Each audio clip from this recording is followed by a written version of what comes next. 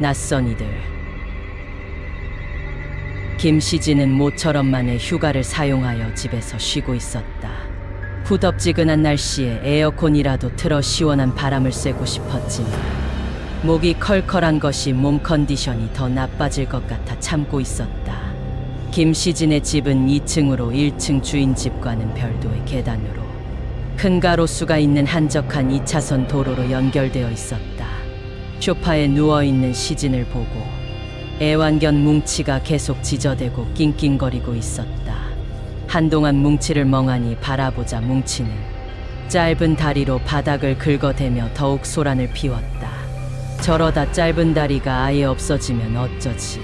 만약 그렇게 된다면 와이프 언순이 울고불고 할 텐데 생각이 거기까지 미치자 웰시코기에게 목줄을 채운 시진이 더운 집 안으로 바람이라도 통할 겸 현관문을 열어 말발굽을 받쳐놓고 문고리에 묶어놓았다. 그리고 밖을 내다보았으나 평상시 워낙 한가한 길로 행인 한 명 보이지 않는 적막감이 감돌고 있을 뿐이었다. 시진은 다시 소파에 얼굴을 묻고 있자 시원하지는 않지만 창문을 통하는 바람이 현관으로 흐르면서 한결 쾌적해지는 느낌을 받고 있었다. 문을 열어줘서인지 뭉치 역시 조용히 앉아서 밖을 내다보고 있었다. 시진이 비몽사몽 소란스러운 꿈속을 벗어나 정신을 차리고 일어앉았을 때 현관문 곁에서 뭉치가 다시 낑낑대기 시작했다. 시진은 찌부듯한 몸을 추스리며 뭉치를 데리고 동네 산책이라도 할 겸 현관으로 나서자 그곳에는 곰 같은 얼굴을 한 차우차우가 있었다. 뭉치가 한층 더 차우차우를 보고 몸짓을 격렬하게 하자 멈칫멈칫거리던 차우가 계단을 올라오고 있었다. 시진이 이런 곰 같은 녀석을 쫓아 버려야 하나 하다 심심해 날린 뭉치와 놀게 해주는 것도 나쁘지는 않을 것 같다는 생각으로 그냥 두기로 하였다.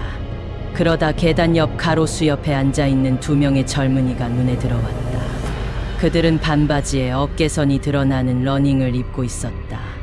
무언가를 수근거리는 그들이 문득 말소리를 멈추고 시진을 돌아다 보았다. 시진은 무언가에 홀린 듯 순간적으로 고개를 끄덕했다. 아니 내가 저들을 언제 본 적이 있던가. 내가 왜 인사를 하지 하고 있을 때 그들 중 눈매가 날카로운 청년이 씩 웃었다. 그리곤 다시 그들은 무언가 자기네끼리 알 수 없는 말을 하며 킬킬대고 있었다. 멋쩍게 그들의 모습을 바라보는 시진의 시선에 말랐지만 탄탄해 보이는 그들의 근육질 팔뚝이 들어왔다. 순간적으로 알 수 없는 불안감에 휩싸인 시진이 차우를 내보내고 문을 닫으려다 괜한 헛발질로 아래 두 근육질의 성질을 건드릴 필요가 없지 않나 하는 생각이 들었다. 심적 불안감에 휩싸인 시진의 맘을 아는지 모르는지 뭉치는 그저 꼬리를 흔들며 차우의 엉덩이를 따라 놀고 있었다. 하는 수 없이 다시 소파에 누워있던 시진이 굳은 결심을 하고서 현관으로 향했다. 뭉치를 안으로 끌고 들어오자 차우가 따라 들어오려고 했다. 시진이 발을 굴러 차우를 밖으로 내보내려는 순간 아래 근육질 중 하나가 소리쳤다. 어이 아저씨, 우리가 뭐 건달 같아 보여서 문을 닫는 겁니까? 정중하게 말하는 듯 하지만 왠지 모르게 주눅이 든 시진이 허리를 굽히며 아니에요. 바람이 너무 불어서 문을 좀 닫으려고 하는 겁니다. 라고 했다. 그 순간 눈웃음을 치며 그들이 계단으로 올라왔다.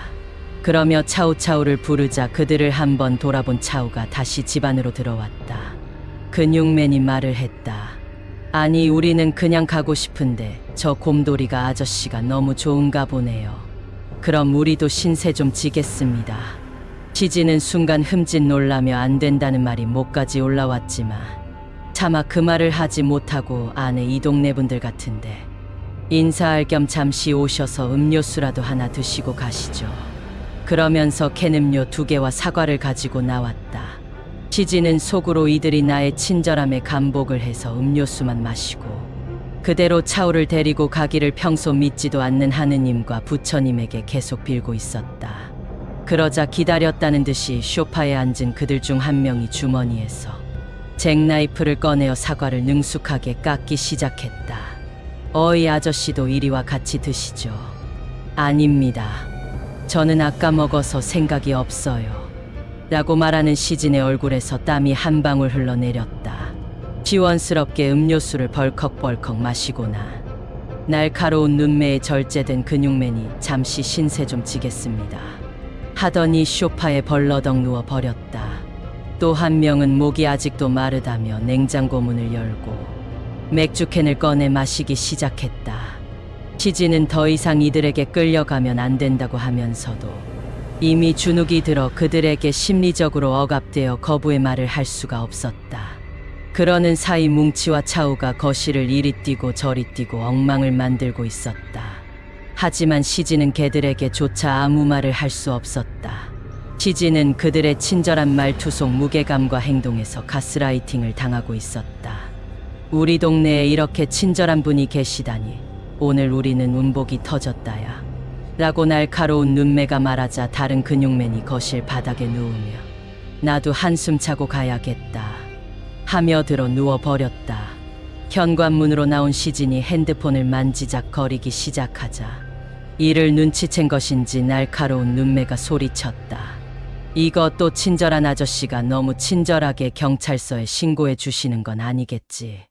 이 말을 듣자 시진이 황급히 뛰어들어가며 그럴 리가 있습니까? 같은 동네 사람끼리 라고 말하며 말끝을 흐렸다.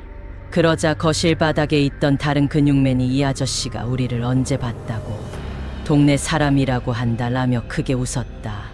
시진은 진퇴양난에 빠져 있었다. 조금 있으면 그의 와이프 유원순이 퇴근해 돌아올 것이고 그렇다고 경찰에 신고했다간 근육맨들에게 해코지를 당할 것이 뻔한 것이 아닌가. 그렇게 시진이 줏대없고 강단 없는 고민에 빠져 있을 때 갑자기 차우차우가 밖으로 나가버렸다. 같이 따라 나가려던 뭉치를 잡아챈 시진이 근육맨들에게 소리쳤다. 저기에 차우가 밖으로 나갔는데요. 그러자 눈을 비비며 일어난 그들은 시진을 보면 씩 웃으며 잘 자고 잘 먹고 간다며 어깨를 툭 치며 현관을 나섰다. 그렇게 그들이 가고 나자 바로 와이프 유원순이 들어왔다.